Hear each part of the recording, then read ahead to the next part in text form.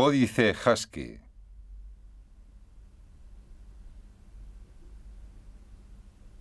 Primera parte.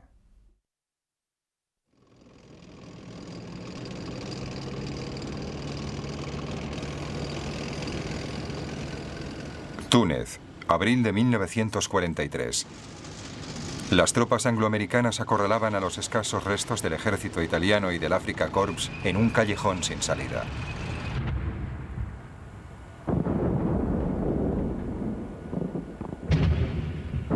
Perseguidos por las tropas de Montgomery, los italianos y los alemanes se habían visto obligados a retroceder unos 250 kilómetros en pocos días.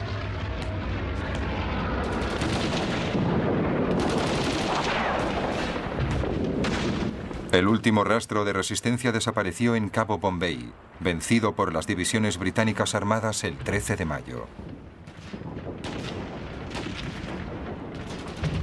Después de 3 años de avances y retrocesos, la campaña de África por fin había terminado. En general, los italianos habían luchado con valor, mientras los alemanes no siempre habían justificado su reputación. Los británicos ocuparon Túnez el 7 de mayo, mientras las tropas norteamericanas entraban en Biserta.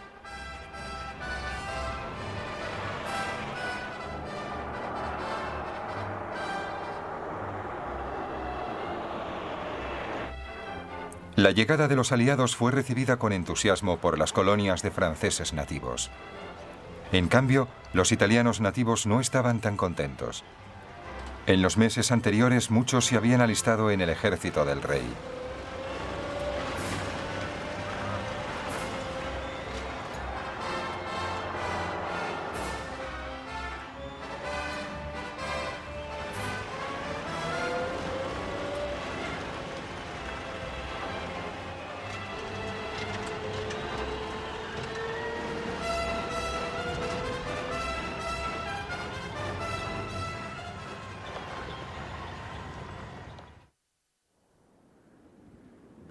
Filas inacabables de prisioneros formaban en el árido desierto africano. Más de 200.000, entre italianos y alemanes acotados, fueron obligados a seguir adelante hacia su destino final.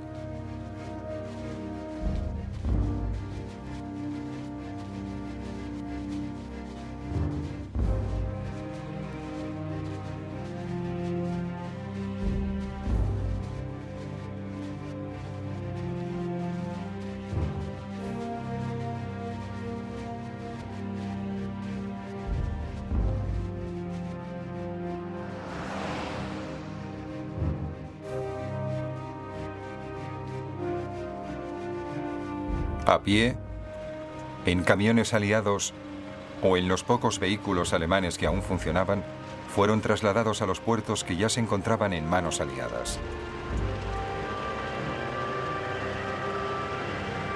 Sus destinos eran los campos de prisioneros, en el este de África, en la India o en los Estados Unidos para los más afortunados.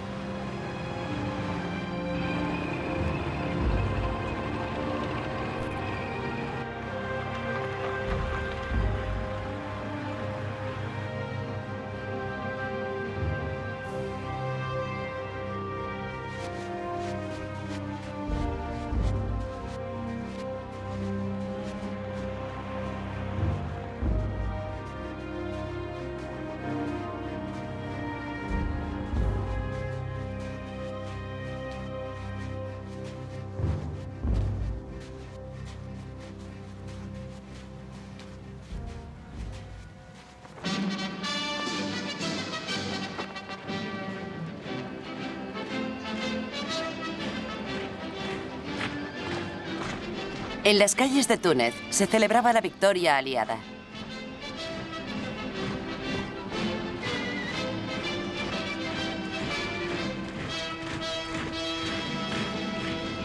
Las delegaciones militares norteamericanas, británicas y francesas desfilaban por las avenidas.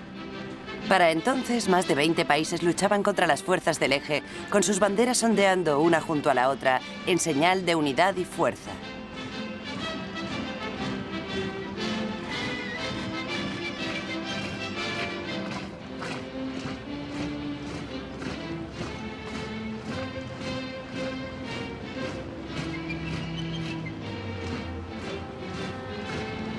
En el desfile también participaron los tanques cruzados de Sherman, que habían sido decisivos para derrotar al enemigo.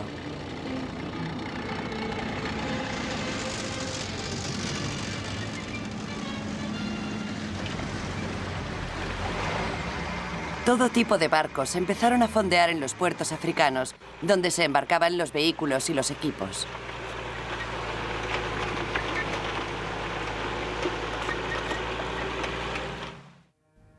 Para entonces, los comandantes ya estaban planeando el siguiente paso, el ataque a la fortaleza Europa. Incluso así, en los últimos meses previos al ataque, aún no se había alcanzado un acuerdo sobre la forma de proceder. Churchill, por un lado, quería crear un nuevo frente en los Balcanes para vencer a los rusos, atravesando Europa Central y tomar Berlín. Sin embargo, el plan se rechazó porque implicaba luchar en un terreno impenetrable sin comunicaciones eficaces de ningún tipo. Los norteamericanos, por otra parte, querían desembarcar en Provenza, con vistas a un avance rápido sobre París. Pero Francia estaba demasiado lejos de los aeropuertos norteafricanos y demasiado lejos del radio de acción de los cazas aliados para que pudieran cubrir el ataque desde el aire. Por fin, se optó por Sicilia como solución de compromiso. Desde allí se podía lanzar un ataque contra las partes blandas de Europa, como las llamaban los británicos, y lograr la derrota de los fascistas.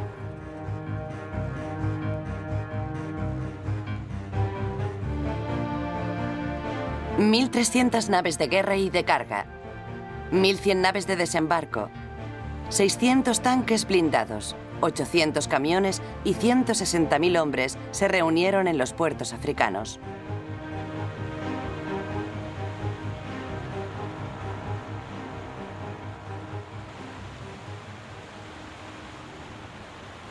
Las islas de Pantelleria y Lampedusa cayeron después de un mes de bombardeos. Y a finales de junio, la Operación Husky, nombre en clave para el desembarco en Sicilia, estaba ya a la vuelta de la esquina. Había 170.000 soldados italianos y 28.000 alemanes esparcidos por toda la isla, con 260 tanques blindados.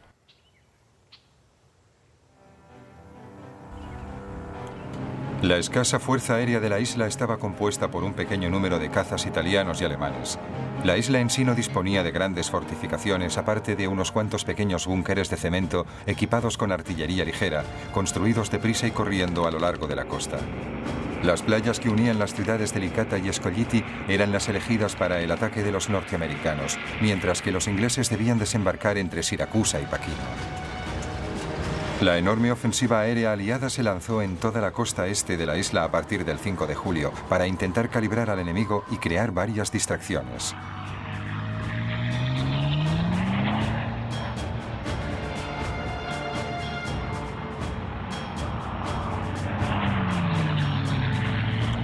Los Mustangs, encargados de escoltar a los bombarderos y rechazar a los cazas enemigos, salieron de los aeropuertos africanos.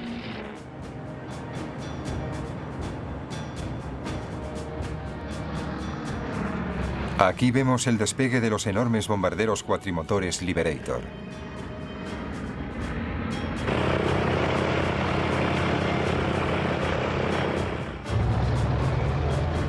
El Dakota transportaba a 3.400 paracaidistas de la División Aérea 82.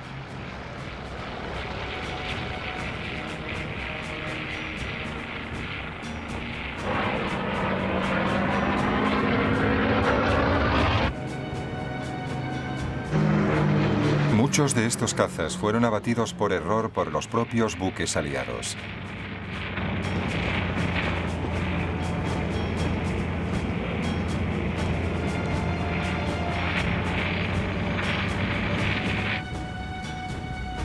Los bombarderos Boston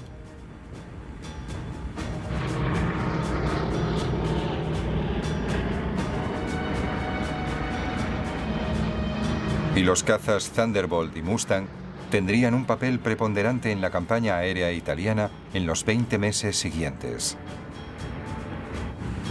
Su misión era atacar las defensas costeras y las bases militares de Siracusa y Augusta.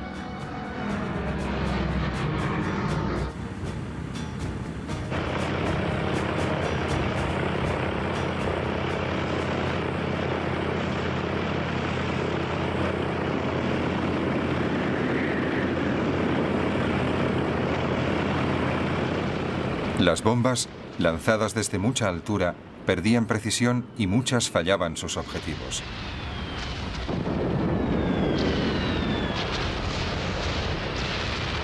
Sin embargo, la temida oposición enemiga resultó muy esporádica y básicamente ineficaz.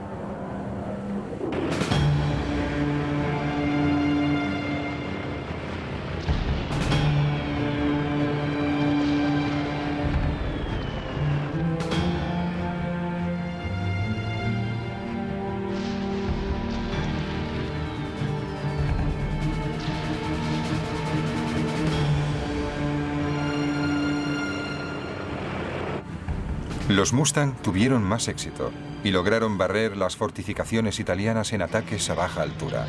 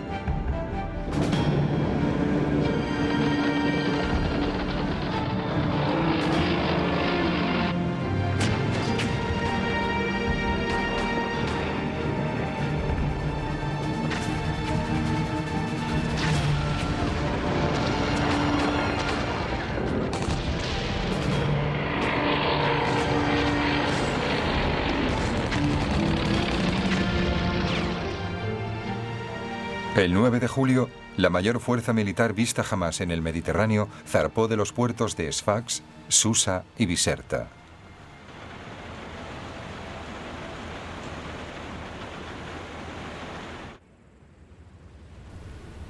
A las 4:30 de la mañana del 10 de julio, justo al despuntar el alba, empezó la invasión.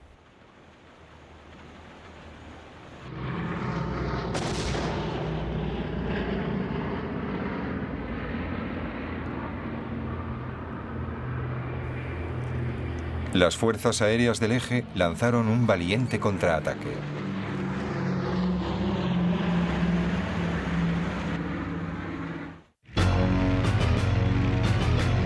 Los cazas italianos y alemanes despegaron de los aeropuertos de la isla.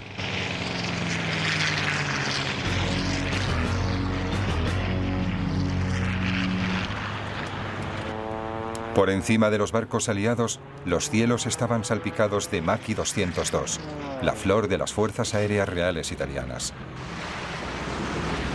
Con algunos bombarderos SM-79, Focke-Wulf 190 y Junker, pero la defensa antiaérea aliada era feroz.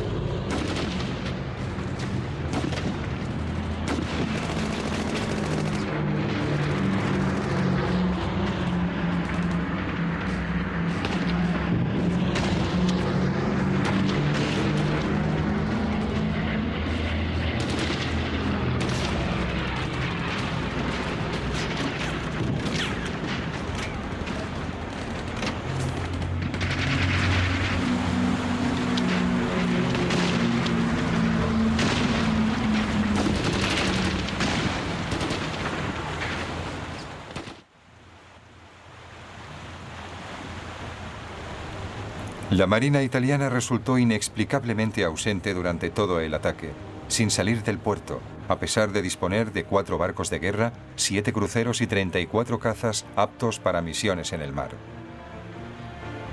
Su intervención podría haber sido vital, incluso poniendo en peligro el resultado de la invasión aliada. Los desembarcos transcurrieron sin incidentes, salvo algunos casos esporádicos, y los aliados encontraron pocos obstáculos durante el desplazamiento de todos sus vehículos y materiales por la isla.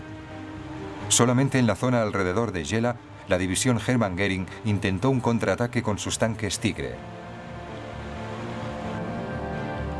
Mientras unos pocos anfibios avanzaban tierra adentro, las fuerzas aéreas norteamericanas seguían atacando los objetivos estratégicos desde lo alto.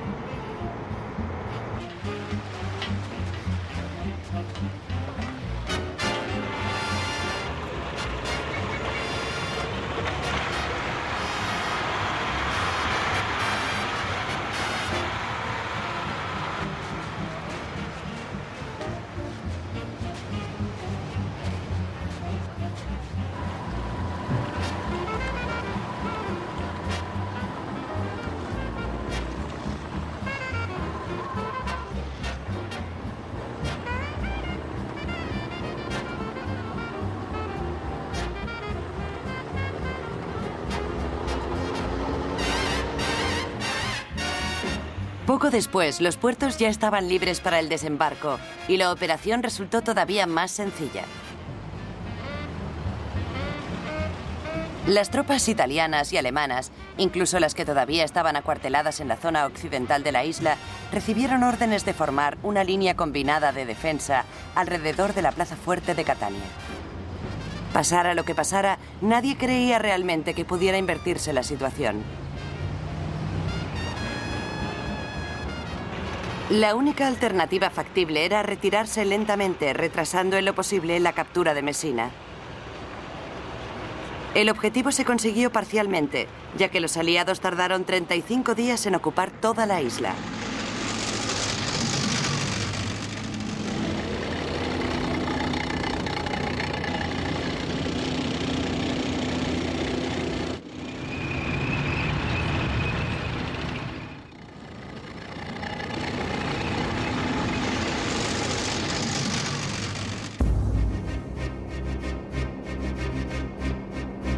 En los pueblos destrozados se iniciaron los trabajos de desescombro. Junto con su aparato militar, los norteamericanos también habían traído un ejército de bulldozers y excavadoras.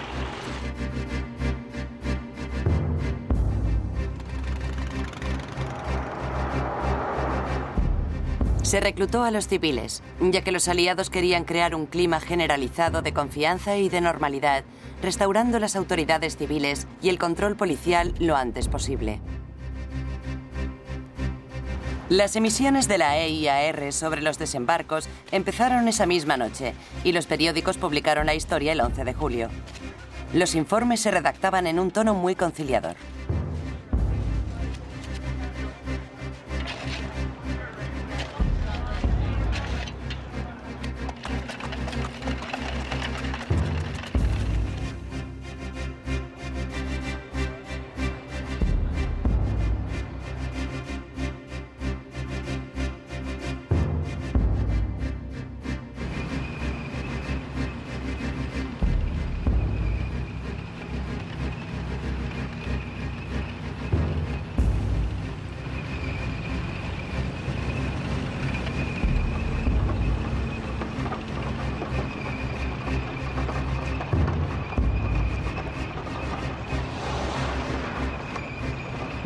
Así fue como Federico Fellini, en su película Roma Città Aperta, recordaba la manera de dar las noticias en los establecimientos públicos.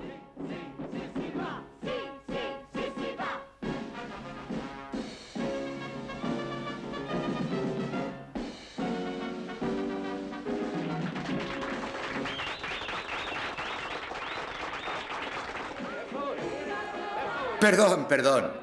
Debemos suspender el espectáculo por unos minutos porque debo darles una estupenda noticia. La patria está a salvo. El gobierno nos ha transmitido hace un momento el siguiente parte de guerra que dice así. El ataque contra Sicilia que ha lanzado el enemigo la noche pasada con apoyo de numerosas unidades navales y aéreas ha sido repelido decisivamente por las fuerzas aliadas con lanzamiento de paracaidistas que combaten en la costa sudoriental de la isla. La artillería italiana y alemana han abatido 7 aparatos gravemente dañados y 3 giroscafos. El enemigo ataca duramente el suelo de la patria, pero rechazaremos el ataque por mar en nombre de la patria y de nuestro duce. ¡Arriba Italia!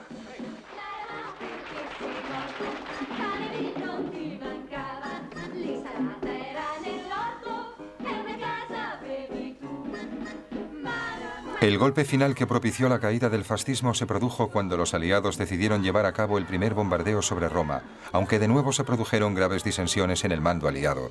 Los británicos estaban a favor de una expedición de castigo, mientras que los norteamericanos preferían atacar solamente puntos estratégicos lejos de la Ciudad del Vaticano y con la máxima precisión posible. A las 7 de la mañana del lunes 19 de julio, 500 bombarderos B-17 salieron del norte de África.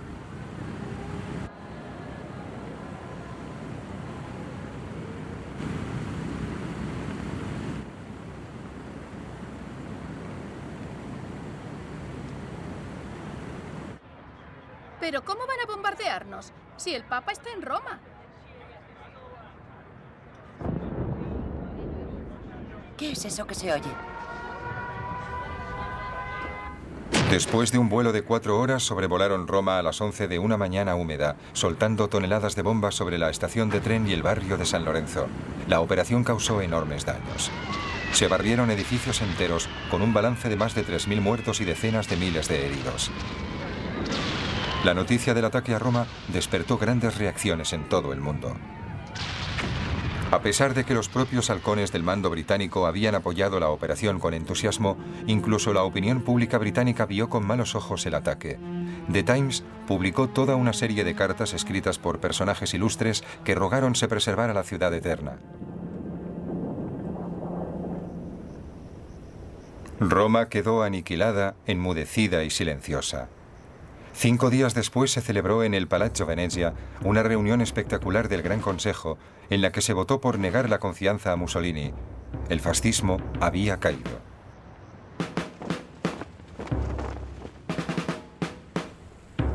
La bandera nacional italiana se arrió en las ciudades ocupadas por los aliados durante su avance.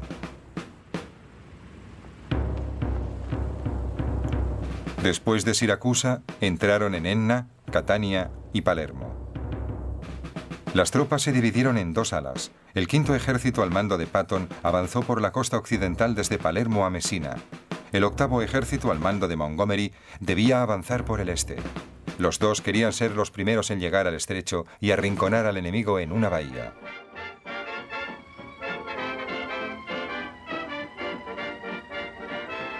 A pesar de todo, Sicilia era un lugar muy especial y ni siquiera las monstruosidades de la guerra podían borrar sus mágicos paisajes, el azul de su mar y los colores y fragancias de su flora. Si se apartaba la vista de los pueblos, las ciudades y las bases militares, la guerra parecía muy lejana durante el largo verano de 1943. Sin embargo, al volver la vista a las estaciones y vías de ferrocarril, se encontraba la destrucción por todas partes. Camiones volcados, restos de vagones y locomotoras destruidas por las bombas norteamericanas y el fuego de ametralladora de los aviones norteamericanos. Ieri sera mentre passeggiavo m'accadde un fatto, un giovanotto matto. Los soldados italianos, hartos ya de guerra, sin ningunas ganas de seguir luchando después de 3 largos años, habían depuesto los fusiles y las ametralladoras. Querían terminar con todo y volver a casa lo antes posible. Una bambina che bionda come l'oro, ma mai saprò parlarle del mio amor. Mia nonna Carolina racconta che i suoi dì, gli innamorati suoi dicean così. Dado que el frente se encontraba a mucha distancia de las playas, los soldados británicos y norteamericanos pudieron tomarse un descanso después del desembarco.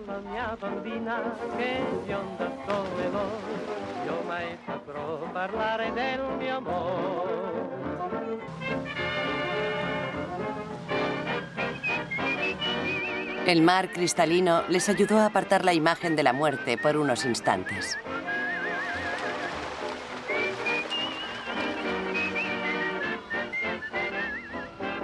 Los tanques auxiliares de un caza podían utilizarse como pequeñas embarcaciones, igual que los botes salvavidas del piloto o cualquier otra cosa de la que echar mano.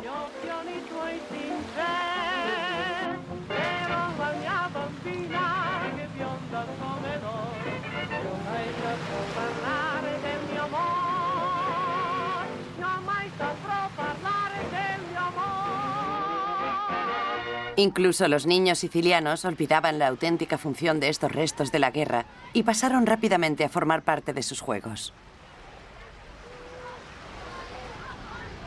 Los restos de un planeador norteamericano que había transportado a todo un escuadrón de soldados desde el norte de África hasta esta playa durante el ataque se convirtieron en un desafío para la imaginación.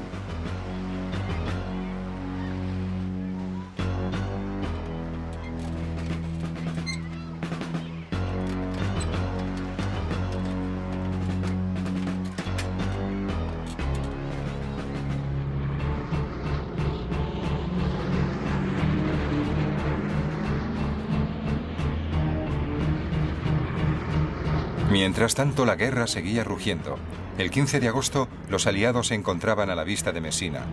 Los Thunderbolt volvieron a oscurecer los cielos, soltando bombas y lanzando obuses sobre las naves que transportaban italianos y alemanes a la península.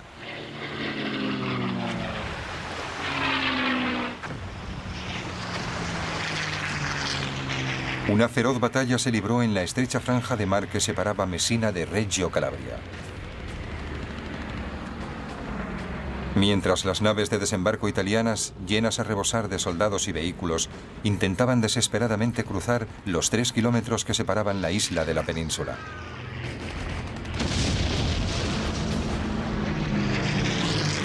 Una serie ininterrumpida de duelos y ataques les llovía del cielo.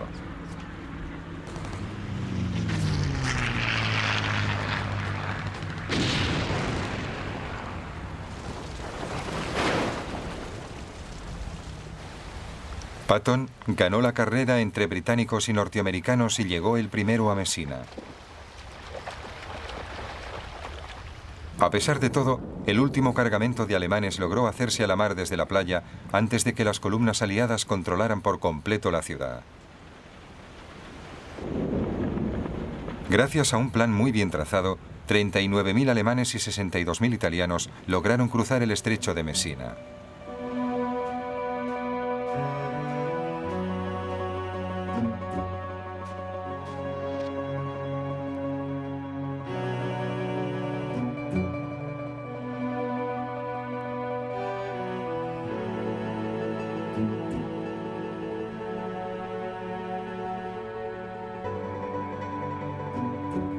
Después de la batalla, Messina quedó prácticamente irreconocible. Llena de escombros y ruinas humeantes por todas partes. El puerto había quedado desprovisto de cualquier instalación y la flota mercante había quedado diezmada.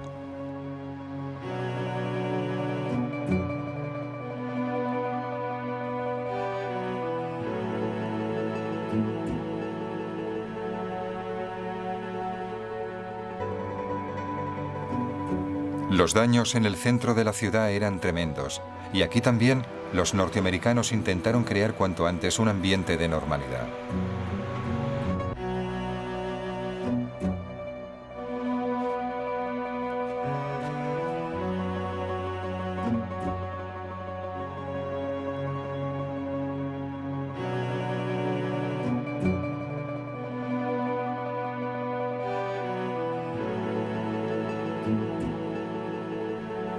Puesto que la milicia fascista había desaparecido del mapa, se estableció un cuerpo de policía civil para mantener el orden público, y a partir del 8 de septiembre se reclutaron incluso soldados italianos y carabinieri.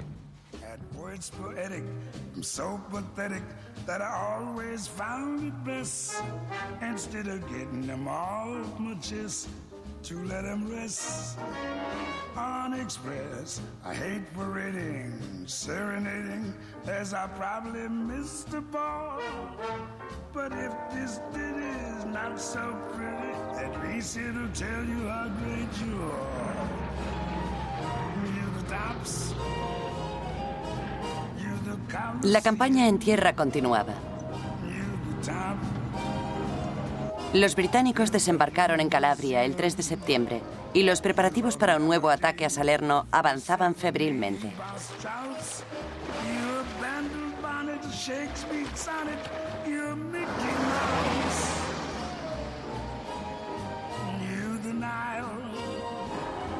Gran cantidad de distintos materiales de guerra habían sido abandonados en la isla.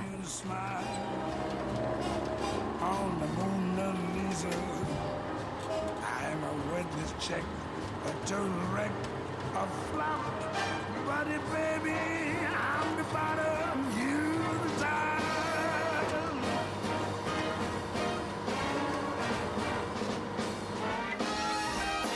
You the top, you Mahatma Gandhi, you the top, you Napoleon Brandy, you the purple light of a summer night in Spain. You're the National Gallery, you Crosby, sorry, you're cellophane. Mama, you sublime. you a turkey dinner. Los campos de aterrizaje de las fuerzas aéreas italianas se reabrieron y se construyeron otros en los campos abrasados por el sol. Llegaron más aviones cargados de técnicos, mecánicos y recambios. La flota aérea que debía atacar la península en los meses siguientes se fue reagrupando.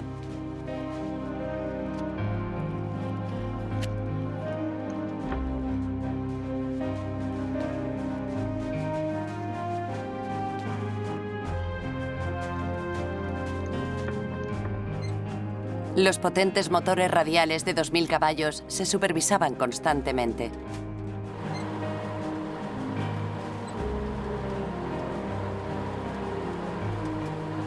Estaba muy en boga pintar figuras, emblemas y mascotas en el fuselaje para dar a los aviones un toque personal, porque se creía que daba buena suerte. Los armadores colgaban las bombas bajo las alas de los aviones y enroscaban los detonadores que las activarían en cuanto las soltaran.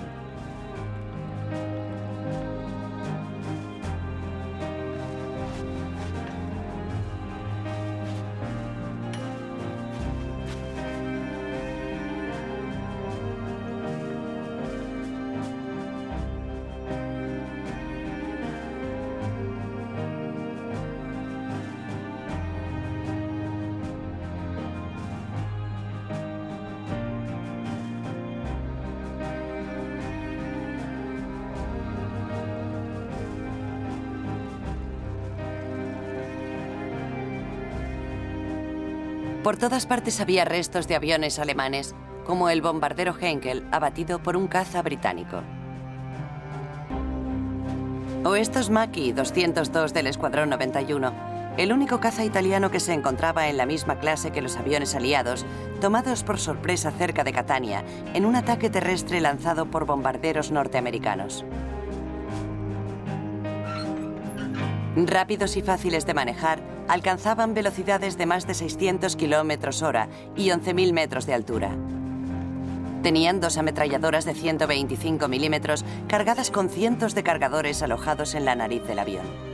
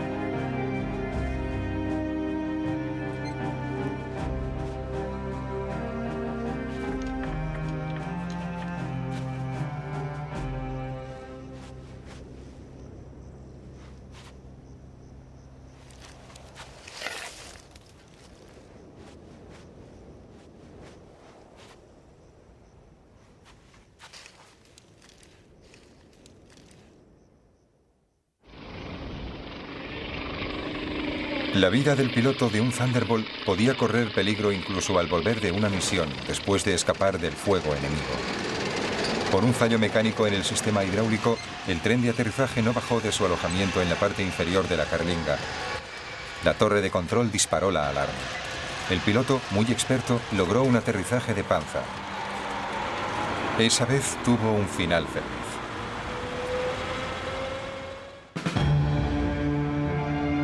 El piloto de este Mustang no tuvo tanta suerte.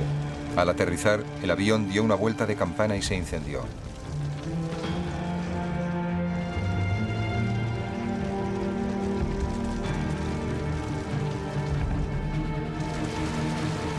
Sus compañeros rescataron los restos de su cadáver.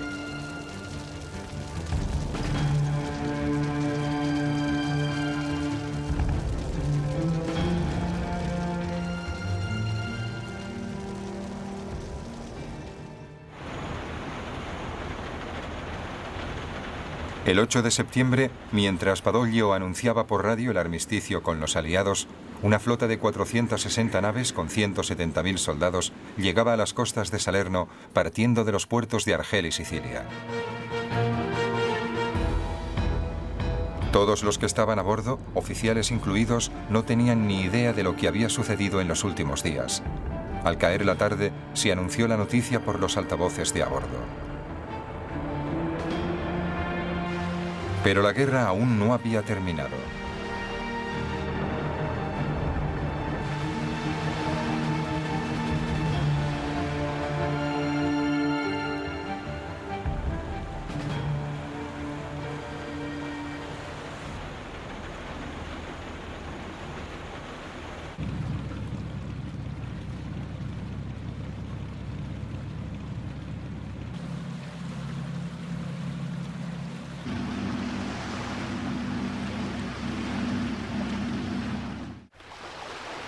Los norteamericanos desembarcaron sin problemas en la desembocadura del río Sele y poco después las naves lograron descargar en el muelle los vehículos pesados que transportaban.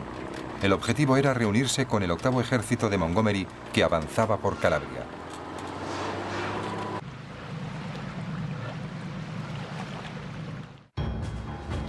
De repente, sin avisar, los alemanes lanzaron un ataque de represalia al día siguiente y la Luftwaffe volvió a surcar los aires y desde allí bombardeó con gran precisión las posiciones de sus oponentes.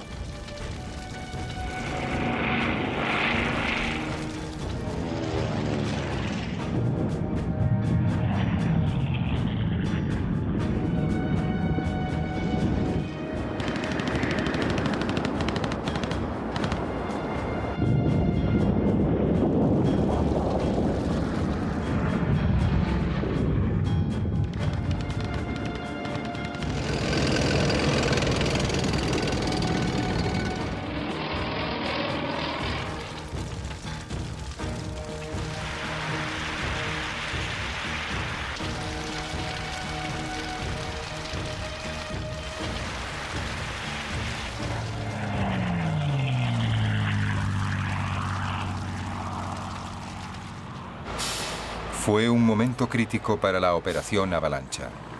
Clark logró desembarcar nuevos refuerzos y al cabo de 48 horas sus tropas iniciaron el avance hacia el interior.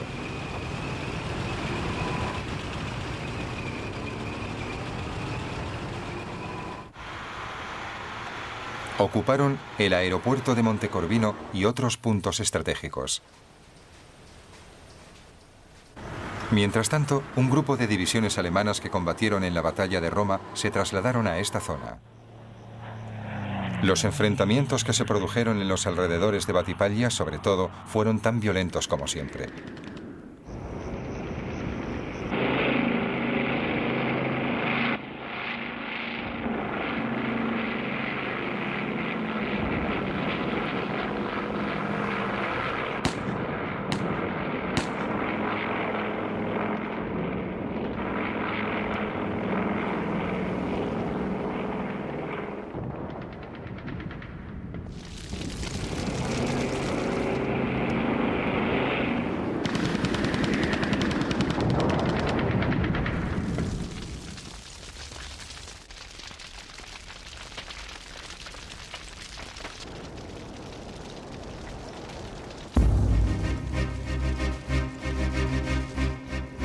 Los aliados perdieron muchos hombres y tuvieron gran número de heridos.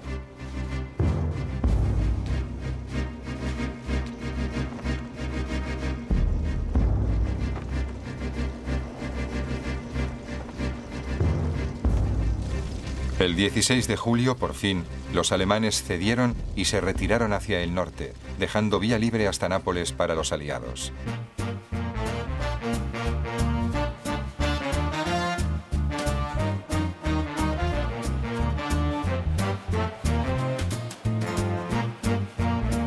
No costó mucho transformar un estadio de fútbol en un rodeo.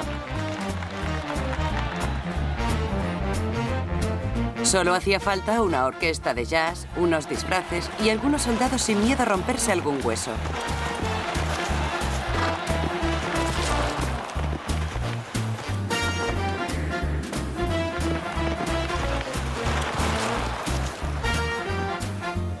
Los soldados y los heridos norteamericanos se sentían como en casa. La escena era prácticamente perfecta y no importaba que los burros y mulas protagonistas del espectáculo tuvieran poco en común con los rodeos en Texas.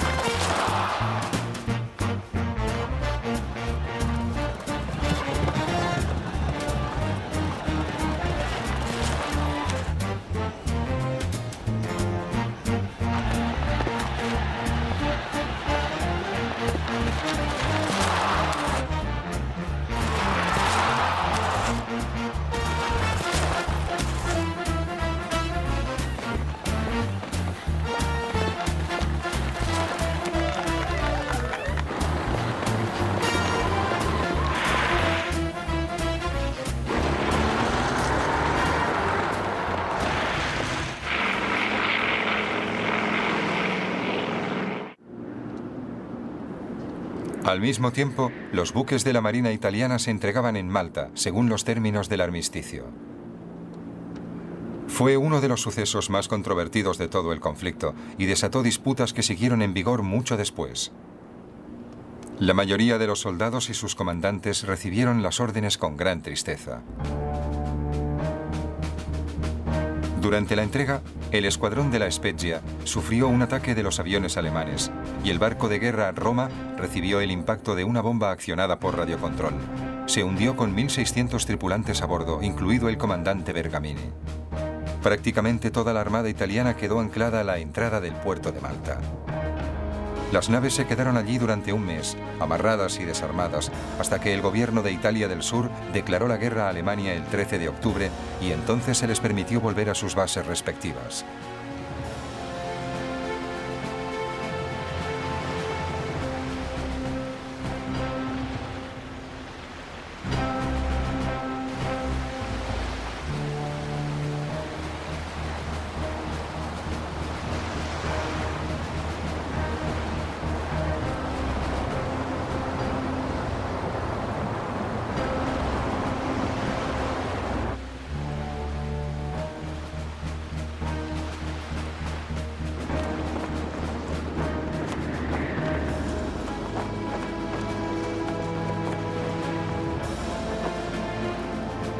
La mayor parte correspondían a la base de Taranto, ocupada ya por los británicos.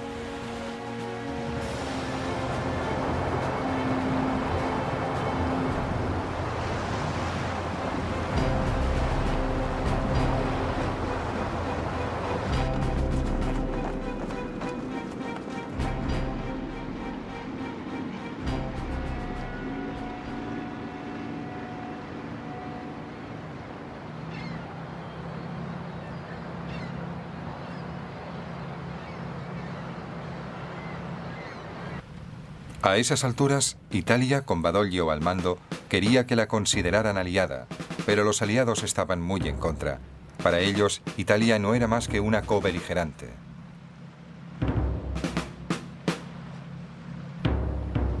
El alto mando de la Marina italiana empezó a colaborar con su antiguo enemigo. A pesar de todo, la desconfianza era generalizada y sobre todo los británicos preferían enviar los barcos más modernos, el Italia y el Vittorio Veneto, a una zona vital como el lago Amargo en Egipto, donde debían quedarse hasta el final de la guerra.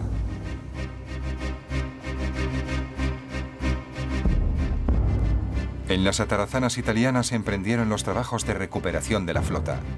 La Marina aún podía reunir una fuerza importante, a pesar de haber sido desprovista de los portaaviones tan decisivos en la guerra moderna.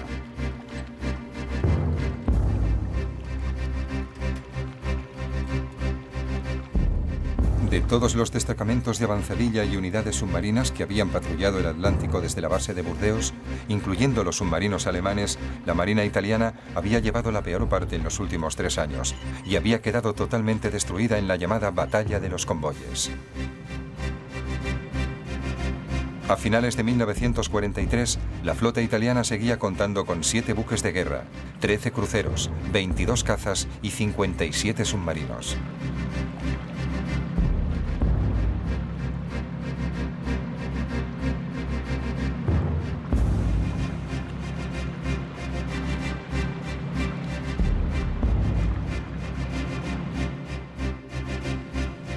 Sin embargo, al firmar el Tratado de Paz, Italia se vio obligada a renunciar a sus unidades principales a favor de los vencedores. 3 barcos de guerra se repartieron entre los Estados Unidos, el Reino Unido y Rusia. Francia se llevó 3 cruceros, Grecia 1, y las naves más pequeñas se entregaron a Yugoslavia y otras naciones victoriosas.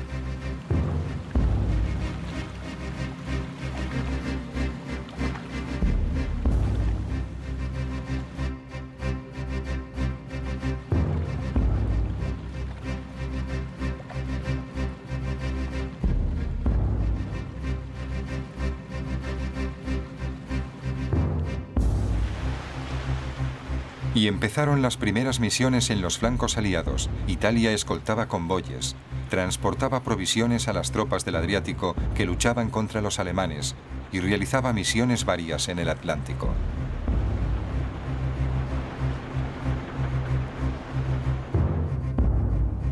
Para la Marina italiana había empezado una nueva época.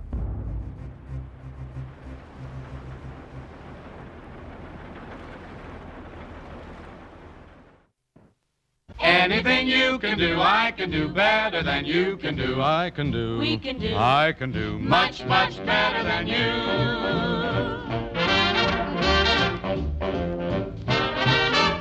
Anything you can do, I can do better. I can do anything better than you. No, you can't. Yes, I can. No, you can't. Yes, I can. No, you can't. Yes, I can. Yes, I can. Anything you can be, I can be greater. Sooner or later, I'm greater than you. No, you're not. Yes, I am. No, you're not. Yes, I am. No, you're not. Yes, I am. Yes, I am. I can shoot a partridge with a single cartridge. I can get a sparrow with a bow and arrow. We can do most anything. Can you bake a pie? No. Well, neither can I. Anything you can sing, I can sing louder. I can sing anything louder than you. No.